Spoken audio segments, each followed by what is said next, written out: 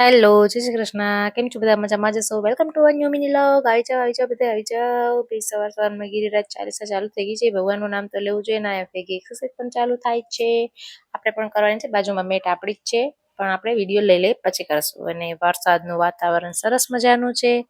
અને આ જો હેર કટ કરાવીને આવી ગયા તો મને કે હેર કલર કરી દે, તો આપણે કઈ ના તો પાડવાની આવતી નથી. કરી દેવું ને, કરી તો દેવો જ પડે, તો આપણે કરી દઈએ છીએ. ને હેર કલર પણ એના છે ને સલાહ સૂચન વધી જાય. એકે વાઈટ વાળ ના દેખાવ જોઈએ ને, આમ ને તેમ ને, ભાઈ કરી દઉં છું, આભાર માનો ને, તો બહાર જઈને પૈસા દઈને કરાવવો પડે.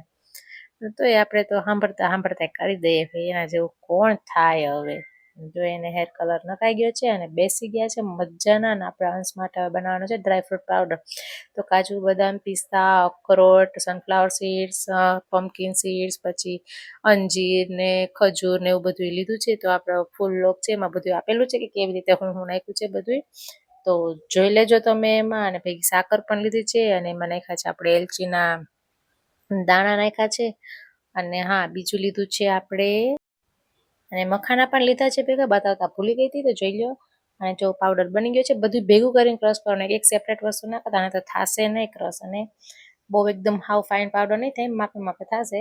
આ આપણો પાવડર રેડી થઈ ગયો છે. અને આ બહુ હેલ્ધી હોય છે બાળકો માટે. ચલો મળશું બીજા બ્લોગમાં. ટાટા, બાય બાય, જય શ્રી કૃષ્ણ.